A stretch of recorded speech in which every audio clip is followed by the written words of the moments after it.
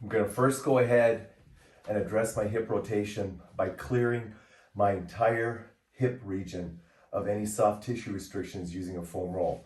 I'm going to start by doing a figure 4 stretch where I try to dig in and get really deep into my glutes using either a forearm position or a hand position. Any pain or irritation in this area, I'm going to oscillate over top of that restricted region, and I'm going to make sure that I address this every week as frequently as I need to until I'm able to clear all those painful regions.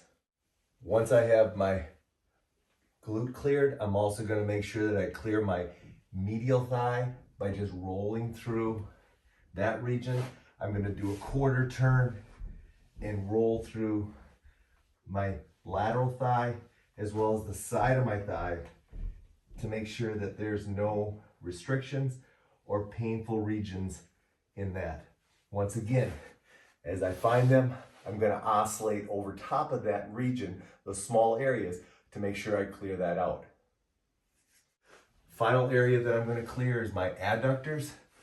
Following the same principle, any irritated areas, I may oscillate by just gliding back and forth over top of it, or I will go ahead and do small oscillations over areas that are uncomfortable. But I'm going to make sure that I clear this region, my entire hip region, of any soft tissue pain or irritation that I experience with the roll. And I'll frequently go ahead and do that every day until they're cleared, and then I'll drop back down to doing foam rolling typically every other day. At least 3 days a week, I'm going to go ahead and I'm going to do what I call a hip flossing series of movements. Now these movements are going to be designed to just go ahead and lengthen and mobilize my hip in multiple planes. And I'm going to utilize the band to create an overpressure. I typically start with just simple hamstring mobilization, in which I will go ahead and veer off in different positions while I'm mobilizing my hamstring for at least a minute. From there, I'm going to take the band, I'm going to grasp it with my hand, keeping my right foot tight against the wall. I'm just going to go ahead and do some total straight leg rotational movements to mobilize more of my lateral or upper hip region as I go ahead. I'll also bring in a little bit of straight leg oscillations to lengthen out my hamstring, but more importantly, to create neuro-tension stretching while I'm bringing my leg down into this position. I'll vary the angle. If I need to go way down here, I'll go down here to where it's comfortable and then work my way back up. And then I'm also working down by pulling the band down and lengthening out. Opposite hand should be resting over here to create that full lengthening of my body. From there, I take the band and lock it out, and I do a nice lengthening of my adductors. Once again, I'm going to oscillate by doing some hamstring stretching while I'm in this position, but I'm also going to take the band and just press down and let my adductors stretch. Notice my right foot stays in contact with the wall as I go through this movement. I'll also take it up into this direction.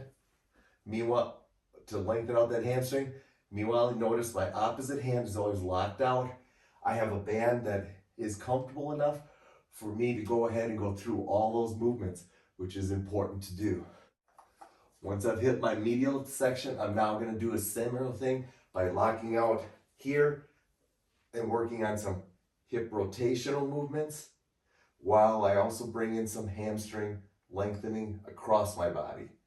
I'll alternate back and forth by working for 30 seconds on hip rotation and 30 seconds of lengthening out across my body, always keeping my right foot straight up and down and my right leg flat. Lastly, I'm going to slide into this position, pop my right leg forward, take the band behind my head. Now before I lock it out here, I'm going to come up so that I can lengthen out and create a great stride for myself. And then I'm just going to nice and easily start by just lengthening out my thigh while I drop down, keeping the band stretched out in my right hand. There are multiple movements I can take out of this, but this is in general where I want to go ahead and start, and where I think most of you will go ahead and start, to use the band as a flossing tool or a way to overstretch some of the muscles through your hip while you're going through some very easy dynamic type movement patterns. Once I've gone ahead and completed my band flossing of my hip, I'm going to finish up with some direct body weight stretching for hip rotation. I'm going to start with a very traditional stretch, which is the pigeon stretch, but I'm going to go ahead, hold this foot in position, and rock my body back and forth into a more aggressive hip rotation position. When I can sit down, I'm also going to go ahead and rock in and out of it. Find the positions that are aggressively tight and then try to back off them a little bit and then walk back into them. I'll also go ahead and just let myself drop down and let myself lengthen out through that. Then I will go ahead and rotate and repeat that on the same side, on this side. When I'm done with that, I'm then going to automatically just go into some hip rotational flossing, where my goal is to get this leg flat and get this leg flat. And I'm just going to work back and forth for about a minute while I go ahead and floss those hips, really emphasizing trying to get that knee down, trying to get that knee down. From there, I'm going to go ahead, position my hands here, drop into a wide stance position, and I'm going to do 2 exercises out of this. I'm going to rock for 30 seconds, dropping down and really letting my adductors stretch. I will go ahead sometimes and just stay in that position and rock and then go on to the other side. After 30 seconds, I'm going to bring my feet in a little bit, walk down. Now notice, my feet are rotated out so that I can sit back and work on hip internal rotation. Typically, I like to do that for 30 seconds each position, but I'll go through it twice. So then I'll go pop back up and do the same thing one more time, rocking back and forth.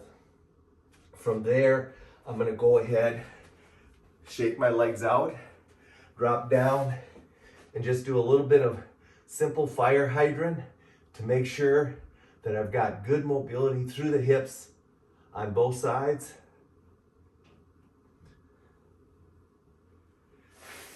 And I'm ready to go ahead and get into my strengthening, running, whatever the workout program is for that day.